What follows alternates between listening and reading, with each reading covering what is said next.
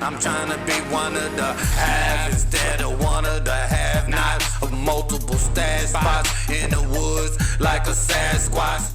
I started getting in trouble with the law.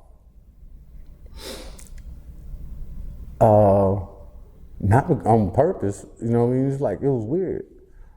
I got a mistaken identity one time for, I was walking from a park. I had one of those USA Charles Barkley jersey. I'm like 16, 17. And I got the basketball in my hand. I walked into the youth center, get some water, hollered at some of my friends, because they were like, everybody knows me. I don't know what it is, but I can't go anywhere without someone saying, hey, they know me or something, or they heard of my name or something. So I was popular as a kid, you know? And as I was coming out, there's 2 squad cars just, and they draw down on me. I'm like, they grab me, they slam me on the hood of the car. This is 115 degree weather. Phoenix, Arizona. I'm 17 years old and with a jersey on. My chest is on the hood of a hot car and around like 1 in the afternoon. So, and I'm staying there, they got handcuffs on me, they let me sizzle for a little bit, then they throw me in the backseat of the car. Don't tell me nothing. Why are y'all doing this to me? I'm about to have an asthma attack or something. I'm about to fall out. It's the car. I'm talking about they closed the doors and they're standing outside the car and they turned off air conditioning. It's no air conditioning, nothing. I'm about to pass out back here. I'm sweating ferociously. And I'm like, why y'all got me here? They said it was a woman that was watching America's Most Wanted. Older lady, watched America's Most Wanted and looked out the window and she said, and called. I'm walking down the street. Just walked from the park. I'm in high school. The guy that she seen on the news was like in his 30s or something, 20-some years old or something like that. And it was from Oklahoma or something like that. And it was just weird. And they put me in the squad car. And then I had my school ID, birth certificate, and my social security card and my wallet because I was looking for a job. Just so happened. Guess what the police told me? That's not good enough. If you had the birth certificate, social security card, of course you can get a school ID. So you saying that I look like I'm 25, 30 some years old? What? What are you saying? This is all false identification. It's all in my wallet. I said, and then I was like, man, what else can I do to prove to you that I'm not whoever you thinking that I am? I'm like, I'm a kid, man. I go to school, man, that's it. So I was like, okay, will you believe my mom? Will you believe my mom? They're like, yeah, you got a mom, yeah, okay, yeah. Yeah, you got somebody that's gonna lie for you, yeah. I said, well, take me to Indian school in 21st Avenue. Hopefully my mom is at home. Hopefully. This is before cell phones, really just, so my mom just so happened was there and I'm in handcuffs. They got me in handcuffs in front of my mom in front of the door. My mom snaps. She's going like, she's cussing everybody out and me. And she's like, why? So they go to explain it and then she's like, oh, and then she really goes crazy. You know what I mean? She's like, they're like, oh, sorry, they go thinking, but that's it. You know? So then I started getting into trouble with being around the wrong people. And in that, I wound up going to jail, getting out of jail,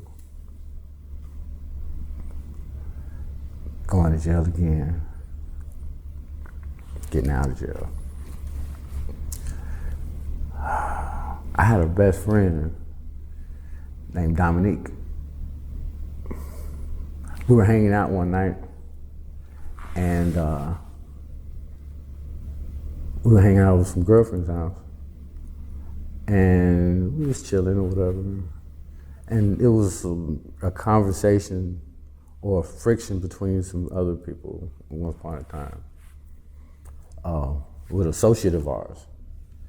And my friend wound up stopping it. But in him stopping it, made the other person upset. And my friend wound up deceased. So that was my near-death experience. That was like, you really need to do something better with yourself. You know, it's like, you're better than this. You got other things going on with your life than to be. And in the same token, while I'm doing this, I'm having music contracts thrown at me. Cause like literally, while I was going to Central High School, the radio station at the time was named Power 92. And Power 92 was like the #1 radio station. And the who's who would have to go through that radio station. And Power 92 would do spring break little pop-ups at high schools and stuff. And Central was like the #1 high school, one of the #1 high school of the city. So they would do pep rallies and stuff like that. And they do live recordings and stuff. And they were like, who's the best rapper here in your school or whatever, and they put on an instrumental and everything. And they called me, right? Everybody in the school. From then, I wound up being the #1 local rap artist in the city. Like, I'm on the radio every Friday, freestyling and stuff. And I didn't even know that I was going live. I thought it was just for the school. I didn't know that they was broadcasting. So I can now, after that, I couldn't go to another town or city when they're like, you're Dennis, you go to Central, right? You know what I mean? It's just like, so, mind you, all of this is happening simultaneously. So it's like, you can actually go into like entertainment or whatever, but you're not taking that serious. But they actually, like, I wound up doing like 3 songs on this record under a Scarface old record label. And it was a group called Bass Creation. I did 3 songs for them. And I wasn't even taking it serious. But it could have went somewhere if I literally was just like, because I had a contract set on the table, like, here, you want it? And I was like, let me read it. I'm gonna get a lawyer to read it. And then it's like, I think I went to jail right after that. But this time, it was for something else that I didn't do. Like I said, my friend got murdered here. I mean, in Arizona, right? We shipped his body to Mississippi. As we shipped his body to Mississippi, me and his brother go to Mississippi, follow the body, you know what I'm saying, on Greyhound, and we go there and I get to meet people in his family that I never met before or whatever. And we're waiting for them to get the money together for the funeral, because it's not, times is hard type of thing. So his family members wanted to come down from different states, and so it's taking some time. I met a lot of people, right? After the funeral, I leave, I go back to Arizona. How come one of the guys that I met, and I did hang out with him because he was around our age and all of that stuff, but he gets locked up for 3 murders, right? 3 kidnappings and 3 armed robberies. And so happened, it was done around the time that I was there. I was there for about like 10 to 11 days, waiting on the family to be able to pay for the funeral. It's the only reason I don't know anybody there, no family. So within that time, I stayed there, came back to Arizona, had a baby on the way, had a son already. Just had my son, he was like 6 months old at the time. And I had another son on the way. And I got a warrant for my arrest for 3 capital murders, 3 armed robberies, 3 kidnappings in Mississippi. Come on now. Yeah. Get out of here, man. Stop it. I couldn't believe it. I'm like, I just came for a funeral. And at the time, they almost killed my baby boy that wasn't even out yet. They was just they put bombs on the door. You know, the first time they knocked, they had one lady, you know what I'm saying, I guess she was a detective or whatever, come to the door and try to see who's all in the house. I didn't know, I don't know anything. I'm in the shower. I just came to the door because my girlfriend, my baby mom, at the time was like, somebody's at the door. So I'm like, okay, I come to the door. Like, no, she's made up a name or something. Is so-and-so here? I'm like, no, nobody lives here. This is just me. You know, so she's like, oh, okay, I'm sorry. She leaves. Go back to the bathroom, finish my shower.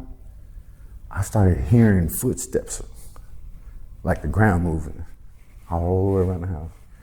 All of a sudden, glass breaking, bomb go off. They blew the whole door off. And my baby mom was walking toward the door because she was hearing all of this noise. And the shrapnel and stuff came from the door, was scratched on her leg and stuff like that. And she just lost our other child on a miscarriage. So it was really risky. You get what I mean? So it was like, so now I'm upset. I'm like, I don't even know what's going on, but I'm concerned. So then they wound up taking me down, you know what I'm saying, to the station and all that, blah, blah, blah, blah, blah. I don't understand it at all, you know. I'm like, why are you telling me stuff that I don't know and then you telling me I'm guilty for it? You telling me something that I don't know and then you telling me I did it. That don't make any sense to me. So I'm like, oh, get out of here, you know what I'm saying? So they're mad at me. They want to beat me up. You're gonna beat me up for what? I'm innocent. I don't even have a clue what y'all doing. And y'all doing this because Mississippi called y'all? And they said they said for questioning. Y'all done already beat me up and everything. I'm like, come on, man, that's messed up. So I'm like, God, why I'm keep on going through this stuff? Why? Remember, I told you I've been wrongfully accused at the age of like 17 for a federal offense. I'm like, the FBI had, you know, American Most Wanted and stuff. They was like, to this woman who was like, I think he looked like him. Then another time. And then now this one. I'm like, come on. This one right here is a no-go for real. And it didn't make any sense. I was already on probation. So now, I'm finna get accused, I'm finna get judged before being judged, only because of the magnitude of this charge, supposedly. It's like, man, I violated for leaving the state to go see my friend in another state for the last time because his funeral. And my probation officer wouldn't allow that. That was it. Okay, I'll take that violation. What you gonna do? You gonna give me a couple months in the county jail? Okay, I'll do that. So I can see my friend one more time. I'll do that, okay. That's on me. But no, don't give me you giving me charges for something I didn't do, and then you're gonna revoke the contract that I had with you because some he say, she say that don't make any sense. Yeah. Has no validity to it. None. So I'm like, why? So I'm like, okay. Arizona can't answer none of those questions. You know, because it's not on them. All they can answer is what they're gonna do with my probation charges. So they revoked my probation. on the grounds that I got these big old charges in Mississippi. So now, something that they wouldn't have done if it was any other case. But because of how big it is, they're like, we might not see you again to be able to get these charges off the record. I'm laughing about it now because I'm here. You know what I'm saying? It's like, I didn't lose even though I was confined, because I didn't waste my time when I was there. I could have. It's many that's lost, but they wasn't given the keys to be able to battle in those conditions. It just so happened I was given the keys, the right keys as a kid growing up. I was given strength some kind of way, or understanding to know that there's nothing you can't handle. I'm like, come on, man, I was born with cancer. I'm like, God gave me, maybe I'm here to give testimonies. I haven't met no one that done or been through what I've been through, you know? And the magnitude. Now, you might have did one or two of these things, but you haven't went through all of these. And it's like, come on. I can laugh now because I'm a winner. I know exactly what we're capable of. And it's not saying that strategically, step by step, I know everybody and what they do and all that. No, I'm just saying I know capabilities.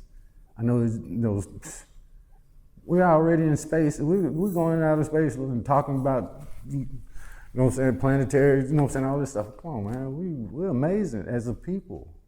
If we can just remember that we're amazing together. We're nothing apart. We're bickering and you did this, you do this. Once we can get through that, we can get some order in here, you know what I mean? Then we can start growing.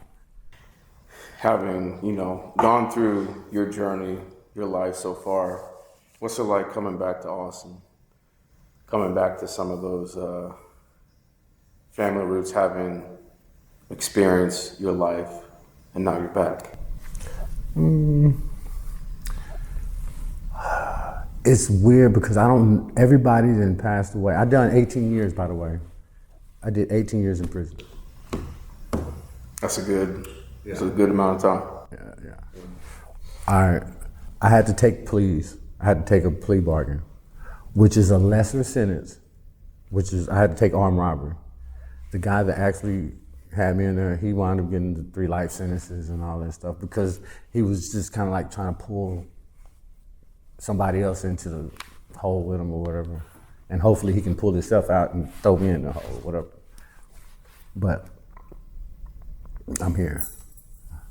So I did my 18 years mandatory, day for day, from 1994 to 2012, October 28th. I had 2 sons. When I got out, my sons, when I went in, my first son, his name is Tyler Greer. He was 6 months old at the time. And my other son's mother, she was 2 months conceived of my other son, which is named Dominic Jacob Berry. He has my, my initials and stuff, my credentials. But so he was 2 months conceived when I got locked up. So there were 18, 17, getting ready to be 19 when I got out. And that was my heart, that was my strength. You know what I mean? Like, I realized that you have to have something to fight for. And God made sure I had something to fight for, which was my kids. If it wasn't nothing else, knowing that, I had already expected for my mom not to be there. You know, my mom passed away while I was locked up. About 2004, I think. My grandfather died in 2002. My mom just followed him right behind him. She took care of him until he passed. Are they buried somewhere in Austin? Yeah, my grandfather's passed. He's buried Evergreen. Evergreen. Okay. Yeah, we were planning on going there after this. Yeah, my kids, they were my strength. They was like, I'm like, I can't. Because, and the thing is, being that my dad died, you know what I'm saying, while I was 3 years old, since that time, my mind was always like, I'm not gonna do that to my kids. I'm not gonna leave them wondering what their dad looked like or how he thought or whatever. I don't care how much time they would have gave me, I'm still gonna get out. And when I get out, I owe them, because I brought them here. I owe them, at least for them to look in my eyes and see and hear my words. Because it was like a promise that I made with God, you know? And I was like, if you give me the strength to do it, I'm gonna do it. And he was like, all right, I got you. So, but it was like, I had to not be a baby, accept the responsibility that was given. That's all I had to learn. Suck it up. You have, I learned, this is real cool, watch this. The key to pulling yourself out of depression is realizing that you're not in it by yourself. There's comfortability and knowing that, you know, there's familiarity, right? Like, oh, I see kinship in you. I see kinship in you. I see we have something in common. People lose in depression when they feel like they're the only one going through it. Oh, don't nobody know how I feel. Nobody ever went through this. Nobody ever thought like this. If we communicated with each other, we'll realize how many things we have in common. So don't feel like the Lone Ranger, like you're out on the prairie by yourself. It's other people that just don't have the strength or the courage or the words to put it together to relay it to you that I'm going through it too. Hey, maybe if we can share that with each other, we can find some kind of way out. That's what I had to learn. I'm like, man, I realized that the hand that was given to me, there's some hands that I wouldn't want given to me that other people had to hold. And it's like, wow, and look how well they hold it. Look how well they do it. If you could send a message to your ancestors, the people who came before, you know, what would that be? What would you want to send to the people in the past?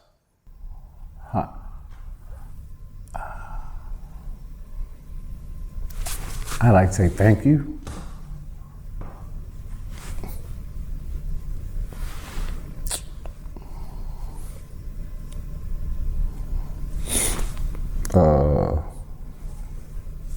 Great job.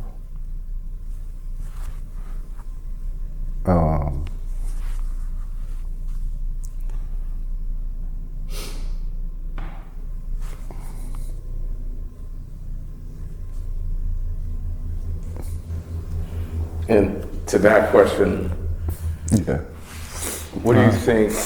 What do you think they would say back? What would they say?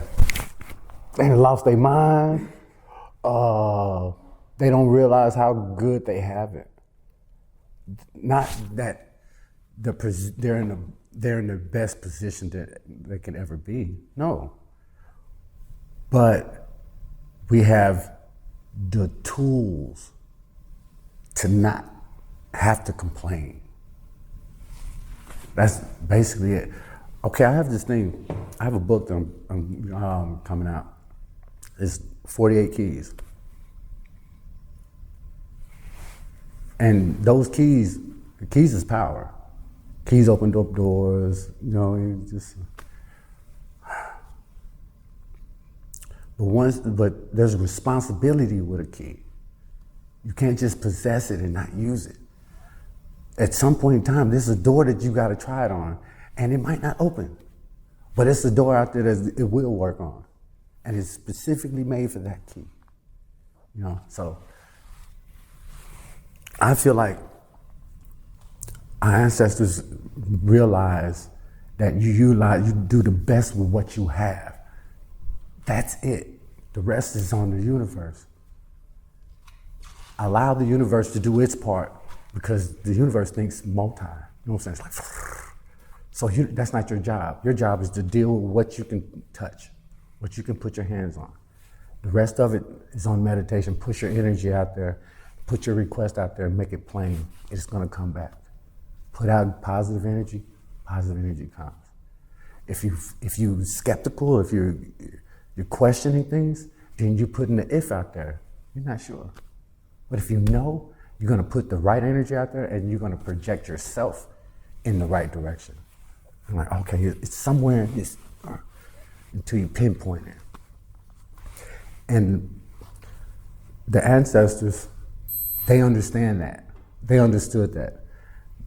They would make their situation easier. Not the best, but they understood, if I make this situation right here good, then someone over here is gonna benefit. They're not just thinking about themselves, because they're gonna pass that information on. Prime example, my grandfather had to strategically talk around the people that were holding him down. He had to satisfy them and the people that he wanted to literally get that message to. He had to create a language within a language within a language. They were telling him he couldn't say certain words out of the Bible because it said that it was making them contradict what they felt was okay to do. You're making me feel weird after this. After Sunday, you made me feel like I was doing something wrong. I don't like this service. No. I feel like you was talking to your people more than you was talking to us. I don't like that. That conversation started going on. It started creating a separation in the church. Because you had the masters in the front and you had the slaves in the back or in the pew in the top. It's like, no, we can't have that. So just imagine, Sam Houston was in the same church listening to some of my grandfather's sermons. Or they might put somebody else there, or they might have somebody else. Just imagine how much good came off of that. Because it's not that, I'm not looking at the fact that he had to do it. He shouldn't have to just bite his tongue, and if they're wrong, they should say ouch. If it hit them wrong, maybe they should second guess their morals and their moral compass. Adjust it. When you're wrong, admit it. Okay, now we can work on something. But I'm not complaining about that. Well, I'm happy about the fact that he was able to do it. Because after that, emancipation came right behind that. And these same people that were in this church were the people that motivated that they had to do something when they had to vote. They had to vote on this. Them same powerful people my grandfather was preaching to. These were slave owners. These people that owned big land. They wasn't just common people. And they were educated. So that means that educated people don't let uneducated people talk to them and give them any kind of substance that's gonna hit home at any point. They just walk past him if he was just somebody on regular. So that means that he had to have some kind of intelligence about himself to be able to reach them and for them to trust what he's saying. And his master was an educated man. He was an inventor, an engineer. He was well decorated. He'd done a lot of stuff. And they let you know birds of a feather don't flock together. You gotta be able to keep up with the crowd. And if my grandfather was the assistant to someone that was great, and I also feel like this, a lot of inventions and a lot of things were stolen from us because the master is the one that had the education to sit up there and get the copyrights and put the claim on it. The slave didn't get no right for it, but he sit up there actually making it happen. But the master's not giving all the glory to the person that created it. No, he's gonna put his stamp on it and let the chips fall where it may. You already know who won the war gets the right to the story. But we didn't even know it was a war. We were just trying to survive. We wanted to live, that was it. It wasn't, why it had to be a battle? And you don't tell us that it was a battle. You know? So you get to write the story all colorful. You know? That ain't fair. Tell me how it is. So we can grow from it, if you really want to grow from it. So, and you kind of touched on that just by what you just said, but in the same way, you know, because now it's like we have all these tools that we can capture these stories where, you know, before we might not have been able to catch those oral histories of our, you know, ancestors. So in the same way now, if you can look forward 100 years from now, you know, that someone's watching this tape, hopefully, and we're still here, whether or not it's to descendant or not, what would you want to say to that person 100 years from now? Wow, that's a good one. 100 years from now.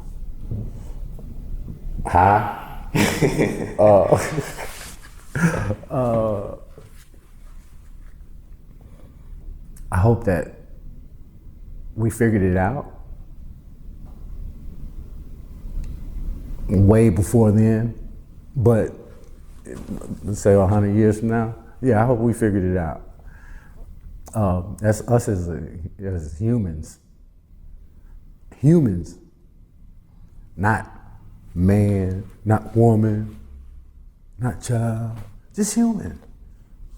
If we could just respect each other for that, you know what I mean? If it takes 100 years for us to do it, let's do it. Because man, if we're lucky if we got that much. You know what I mean? But let's do that. Understand what is a human. Teach that. That should be the first thing to teach. You know, love life. Man, we can get into some educational stuff, you know what I mean? Because if you don't love life, man, it's hard to have drive or any kind of thing. So yeah, I would say, you know what I mean? I would like to say that I hope that we finally got it right. I don't want racism. I don't want classism, gentrification and all that, you know what I'm saying? Whatever, all of this weird stuff to where people can't just live and share, love, just love. Stop putting it in a box. I mean, mind a business, you know what I mean? Like clean your own house out type of thing. Like we're so judgmental outwardly, but not inwardly. We judge everything that we have no control over. No control over. What a person say, what a person do. What about you? It's like we literally are so out. You can't say this, you can't do this, you can't do.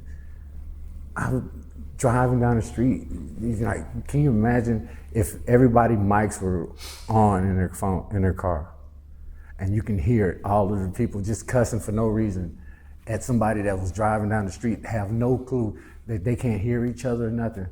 They cussing each other out. thinking that, in their mind, this is a sickness, in their mind, they're thinking this person did this drive, drove past them on purpose.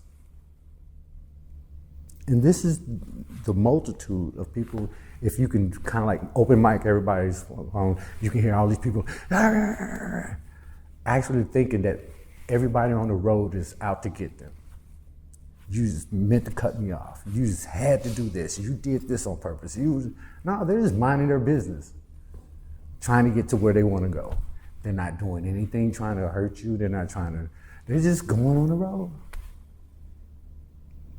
But you can see people, if you look at it, they be all frustrated, hitting their steering wheel, stressed out.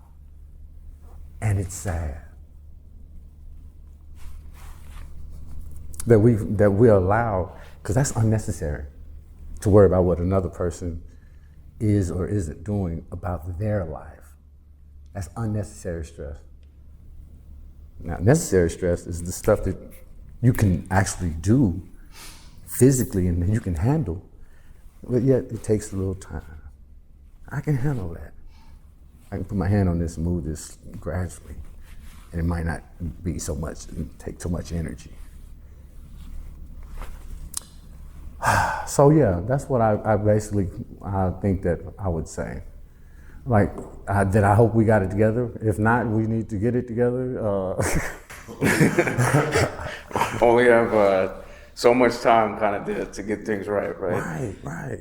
I want to move into, like, right now, what currently interests you? What are you working on? Tell us about, these binders and kind of where your story, where you're pointing your navigation right now. What are you working towards? Okay, well, right now I'm kind of like in between my music. I'm a producer, writer, author, artist, painter. I think that's it. Well, I'm an actor, dance. Man, it's a lot of things I do, man. But the things I'm getting paid for, I plan on getting paid for is my books, my music, my clothes, my clothing line. This is the first NFT art gallery book. I created it like somewhere like January, I think. And in it is all of my art pieces, or some of my art pieces. Let me see. You wouldn't be able to see them, but maybe we can do them later. Yeah. Or put them in. But it's a lot of art pieces and stuff that I've done. And they're all NFT'd. That's why it's an NFT art gallery book. Because NFT's just maybe been out for maybe like 2 or 3 years now, or whatever. But I wound up creating it, and along with my novels. Also I have a series, my Supercell book. It's a series, so it has strand 1, strand 2, strand 3, and strand 4. Also, I plan on doing some tours. I would like to go to HBCU tours and do some motivational speaking to whoever wants to hear it. It's a lot that needs to be said, and a lot motivating the community, because I feel like the stories of my grandfather and the motivation that someone out there can get. I have, we're doing like mentorship. We have a kid named Jalen. He's in college right now. He just started in Houston Tillerson. What's it? Who? TSU. He just started this year. I mentor him, and he's my brand ambassador for my clothes. Berryink, and I have another brand ambassador also, and he's in college also. And like that's what I really am into. I wanted to teach people how to be entrepreneurs, and more so black men and black women. I want to help them and motivate them to be entrepreneurs, and kind of like birds of a feather flock together. Some of us didn't grow up around entrepreneurs, so we don't know what it looks like. If we don't know what it looks like, you can't mimic it. No one in your surroundings has been dabbling in organizing books or paying taxes or understanding taxes or DBAs and LLCs. They haven't had those conversations before. And a lot of them mentally have put an X on even that kind of conversation. They put it in a little box with a lock on it, saying, "Oh, that only white people do that type of stuff." For real, mentally they've put their self down right here because of society and already told them that they can't do it to their translation. But there's a way to do anything, and that's what they have to understand. And you have to have representatives, something to look forward to, a reference of some sort. And so I would like to create those conversations and bring people along that can help show that mentorship or show, hey, I'm already here, so I'm waiting on you. You know what I'm saying? You can have these same things. You can have a nice house. You can have a nice car. You can have, be financially stable. You can have generational wealth. You can create that. Because literally, I feel my grandfather had done that with knowledge, passing down the information that, or the energy that trickled down to where you can know that you can do it again. Because that's where I'm at. I'm only doing this for my grandkids because now I got 6 grandkids. That's what's pushing me to want to do more, and because now I want my generations after me to be in a safe space. I want them to be in a better place than where I was at. For all of us, you know what I mean? And in order for me to do that, I want to play a part in it. I'm not going to be sitting in the background. I'm not the fly on the wall. No, I'm out there, I'm talking to people, because that's what my grandfathers did. And behind it, I live the results. Okay, UT. My grandfather was one of the people that sit up there and organize the religious churches around to be able to vote. Can you imagine organizing people that maybe not been that educated and then explaining to them, hey, we gotta vote. Vote what? I just got out of the field. Vote what? Come on now. And to have to explain that to them and then to believe it, to tell them the people that showed them that they didn't matter, all of a sudden you're gonna say that they matter, and now I matter, and you gonna call it a vote? Come on now. So my grandfather had to really go through some explaining to drum up 2,000 pastors. That's churches, 2,000 churches. That's not including the congregation that come along with these people. So that's power. That's power, and that's a lot of land mass. Texas ain't no small place. I'm like, what, you got a spaceship? I'm like, how did he get from Arkansas to Texas, then back to Mississippi to see his sister? Then he was back and forth to Arkansas again, and then he's in Travis County, then he's in Houston, then he's up in Dallas, then all of a sudden he's up in Phoenix, Arizona, then he's in California, he comes back down here. I'm like, they don't have no plane. I'm like, plane, train, automobile, what's going on? You know what I mean? I'm like, it's amazing.